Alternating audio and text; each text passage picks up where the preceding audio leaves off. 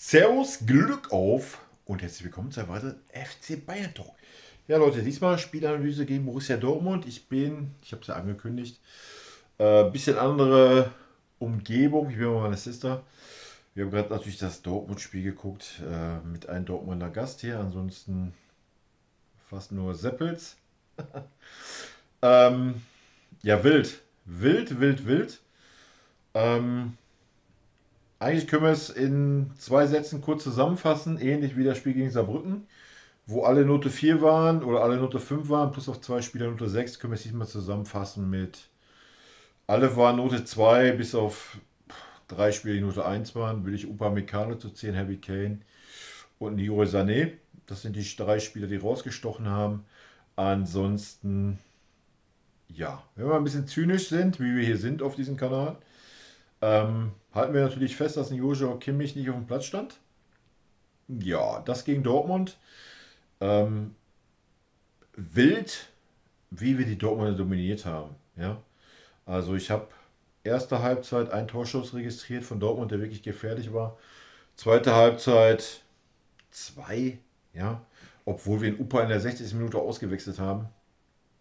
Upa überragend. Ja, jeder, der bisher gesagt hat, so, ja, der Upa und der ist ja immer so fickerig und hat immer mal einen Fehler drin. Alter, Opa war heute bärenstark und wie er die ganze Saison war. Ja, also nochmal, Opa war diese Saison der konstanteste Innenverteidiger. Hat es heute wieder gezeigt, einfach bärenstark. Ja. Harry Kane überragend. Überragend. Da sieht man auch nochmal ein kleiner Seitenhieb oder Rückschluss. Hätte man Harry Kane in der 75. Minute gegen Saarbrücken gebracht, denke ich, müssen wir uns nicht drüber unterhalten, wer da weitergekommen wäre. Da hat sich Tuchel auf jeden Fall verpokert. Ich denke, wir haben heute ganz klar gesehen, ähm, ohne Joshua Kimmich, um das mal festzuhalten, ähm, ja, dass die Mannschaft für den Trainer gespielt hat. Ja, wir haben ja vor der Partie ein bisschen gesagt, so ja, mal gucken. Wäre ja jetzt so ein Zeitpunkt, wo die Mannschaft sagt, ja, wir spielen nicht für den Trainer, wir spielen gegen Dortmund verloren, wäre Tuchel auf jeden Fall in der Kritik geraten. Oder hätten wir es irgendwie glücklich 2-1 gewonnen oder unentschieden gespielt oder so, denke ich, wäre auch angeschlagen gewesen. Aber mit dem klaren Ergebnis, denke ich, ist ohne Zweifel, dass die Mannschaft hinterm Trainer steht. Ja? Was auch gut ist. Ja? Ich habe es oft genug gesagt. Wichtig ist, dass man dann auch von Vereinsseite das Zeichen setzt und sagt, so, das ist unser Trainer, die nächsten, egal was. Ähm, und jeder, der nicht mitzieht, ich möchte nicht alles am Kimmich festmachen, aber jeder, der nicht mitzieht, ja, muss dann am Ende des Tages ausgetauscht werden. Also, ja, es war ein super starkes Spiel von uns. Natürlich sind wir gegen Dortmund immer extra motiviert, der deutsche Klassiko und so. Müssen wir nicht drüber reden, aber ja, gehen wir es kurz durch. Erste Halbzeit. Ich glaube, Dortmund hatte die erste gefährliche Chance oder den ersten Torschuss überhaupt irgendwie in der 40. Minute oder sowas. Wir waren klar von Anfang an Spielbestimmer. Wir waren von Anfang an on fire. Wir waren von Anfang an auf dem Platz. All das, was wir die letzten Spiele haben vermissen lassen, haben wir diesmal auch über 90 Minuten hingekriegt. Ja? Klar, Dortmund ein bisschen gedrückt. Zweite Halbzeit haben eine gute Phase gehabt, wo sie eine Viertelstunde mehr am Ball waren, wo sie mehr gedrückt haben. Ähm, ja, aber wie viele Chancen haben sie da rausgespielt? Eine Chance, wo Neuer mal eingreifen musste. Ansonsten, wir haben super stark dagegen gehalten. Davis heute super gut. Ähm, auch Mats Rui heute oder Mats Raui heute echt okay. Es gibt keinen, der heute schlecht war. Ja, was wir sonst immer hatten, dass viele Spiele abgefallen sind. Ja, wenn wir wirklich richtig super kritisch sein wollen, Musiala hat oft die falsche Entscheidung getroffen, aber ist auch nicht wirklich abgefallen. Ja, Coman, ja, wäre der Einzige, den ich heute vielleicht ein bisschen rausnehmen würde, wo ich sagen würde, gib ihm mal eine 3 anstatt eine 2. Aber ansonsten würde ich sagen, der komplette Kader eine 2, wie ich es vorhin schon sagte. Harry Kane, für mich Upamecano und ja, Sané eine 1. Ja, Sané, dass er endlich mal, anscheinend hat er da ein bisschen gefruchtet, ja, dass er endlich mal gesehen hat, so Harry Kane ist besser positioniert, spielt den Ball uneigennützig rüber. Ähm, Ja, Harry Kane war einmal sogar zu uneigennützig, wenn wir es richtig sehen. Ja, also, aber es gibt nichts zu meckern. Gar nichts. Ja, wir haben endlich auch mal Kombinationsfußball gespielt. Ja, ich habe vorher das Spiel gegen Union geguckt, weil ich bin hier bei meiner Schwester, weil mein Schwager der Unioner ist, also halb Unioner, halb Bayerner. Haben wir das Unionsspiel geguckt. Ähm, und wir haben heute endlich mal vorne in der Spitze ein Konzept gesehen. Ja, eine Spielidee. Wir haben endlich mal Kombinationsfußball gespielt. Wir haben auch über Außen gespielt, haben versucht, dann den Ball nach innen zu bringen. All das, was wir die letzten Wochen nicht gesehen haben. Ja, wir haben super konstant gespielt über 90 Minuten. Da kann ich mich nicht dran erinnern, wann wir es jemals gespielt haben. Mal abgesehen von Bochum, was wir aber außen vor lassen, haben wir schon oft genug thematisiert, das Ding. Ähm, ja, wir können natürlich jetzt wieder anfangen und sagen, ah ja, Dortmund war aber jetzt auch nicht gut, war super schwach. Alter, wir haben in Dortmund gespielt, vor der ach so tollen Süd, ja, die nach 20 Minuten komplett verstummt ist, die auch in der zweiten Halbzeit komplett verstummt ist, außer ihr Block 13 oder wie auch immer der da heißt. Ansonsten war da stimmungsmäßig gar nichts mehr. Du hast nur die Bayern-Fans gehört, und das völlig zu Recht. Ja, wir haben ein super gutes Spiel gemacht. Ähm, Auch super, dass Tuchel die Eier gehabt hat, da noch einen Pavlovic zu bringen, wo Goretzka nach hinten gezogen hat. Ich denke, Pavlovic hat sich keinerlei Blöße gegeben, hat noch das Tor vorbereitet. Ich denke, da haben wir die Stärken gesehen, ja. Hätte man natürlich schon ein bisschen eher bringen können. Haben jetzt das Spiel in Saarbrücken nochmal Revue passieren lassen. Aber ich denke, das Spiel war jetzt nochmal ein Statement. Aber ein richtiges Statement, ja. Ähm, und ich denke, das Spiel war auch ein Statement für den Trainer. So, Punkt. Ja, es tut mir natürlich super leid, wenn wir jetzt den Kimmich mit reinnehmen ins Boot, ja, weil, ja, es war wieder ein Spiel ohne Kimmich, was wir ganz souverän mit 4:0 gewonnen haben, ja. Wir haben gerade gesehen, Leon auf der Innenverteidigerposition dann gegen Dortmund.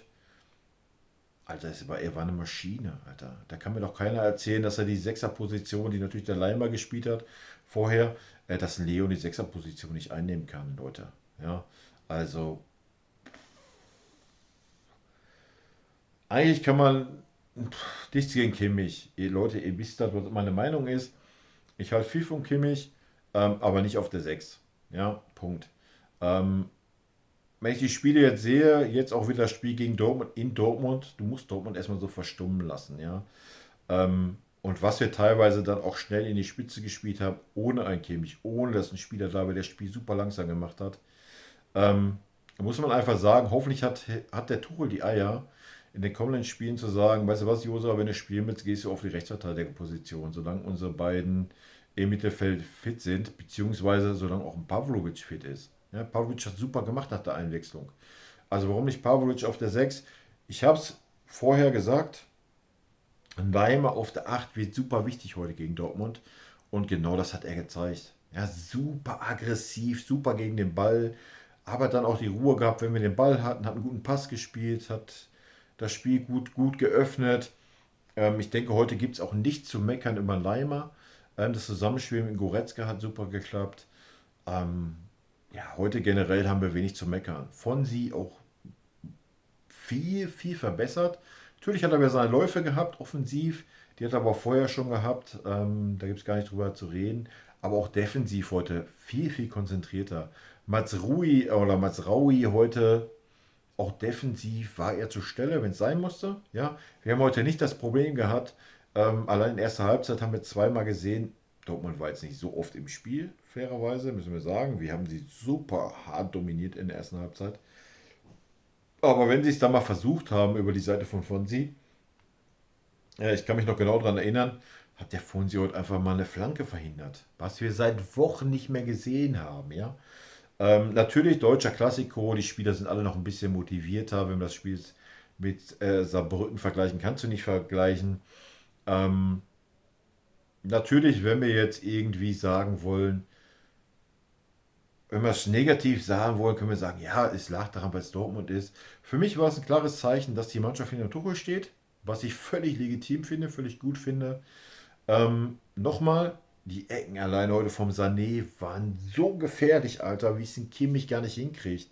Ja, deswegen nochmal die Aussage von vor dem Spiel, von der Pressekonferenz. oh ja, uns gehen, aber der Kimmich ist unser Fixspieler, das geht uns ab und die Standardsituationen sind super gefährlich, die gehen uns ab. Alter, ey, wir sehen das alle seit Anfang der Saison. Die Standards und so weiter sind einfach Schrott vom Josua. Ja?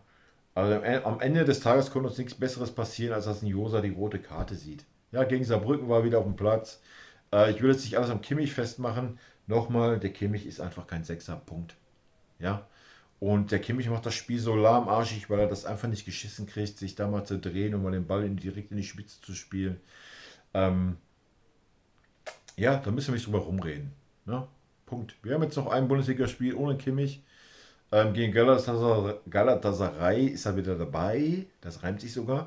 Bin ich sehr gespannt. Nochmal, wenn der Tuchel endlich seine Eier findet, schiebt er ihn auf die rechte Verteidigerposition oder lässt ihn auf die Bank.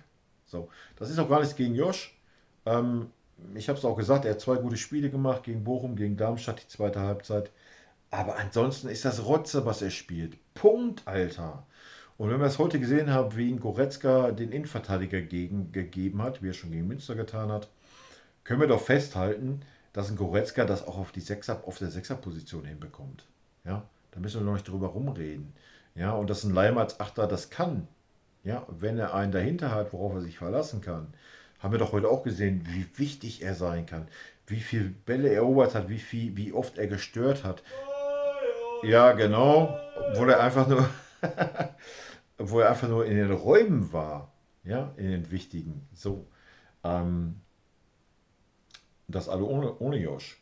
Ich will ihn gar nicht schlecht reden, das wisst ihr selber, aber ja, es ist zu hoffen, ja, er wird nicht die Eier finden. Machen wir uns nichts vor, wir haben es heute gesehen, er wird nicht die Eier finden und sagen, hier, der Pavlovic ist jetzt mein Sechser, der Kimmich spielt davor, der spielt jetzt rechter Verteidiger. Das wird nicht passieren. So, es wird darauf hinauslaufen, dass wir in der Winterpause einen Sechser verpflichten und dann bin ich sehr gespannt. Dann wird es super schwer für den Kimmich werden. Ja, habe ich auch schon vorher gesagt, dass Kimmich als Achter funktioniert, ist halt auch nicht gegeben. Ne? Wenn er angelaufen wird, in der Manndeckung ist, wird das schwer haben. Ähm, aber darum soll es jetzt auch gar nicht gehen. Wir haben ein super gutes Spiel gemacht. Alle Spieler, die gespielt haben, haben gut performt, sehr gut performt. Und das Ganze ohne unseren großen Leader Joshua Kimmich. Ja. Die Dortmunder haben, I don't know, war es überhaupt ein gefährlicher Schuss aufs Tor? Ein gefährlicher Schuss übers Tor? Musste Manuel Neuer einmal super stark eingreifen? Ich glaube gar nicht, ja. Auch ein Kim defensiv super stark, hat es heute vermieden, die Bälle offensiv zu spielen, hat die bei dem Ball den Sechser überlassen, ja, was schlau war. Upa, habe ich schon gesagt, bärenstark. Über Harry Kane brauchen wir nicht reden, also das ist einfach, das ist eine Maschine, ja.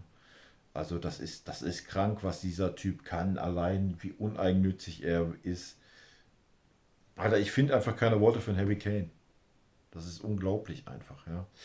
Ähm, Ja, diesmal ein bisschen anderes Video. Ich werde jetzt nicht einzelne Noten raushauen. Ich habe es gesagt, für mich die ganze Mannschaft, wenn man das Ergebnis in Dortmund erzielt, Note 2.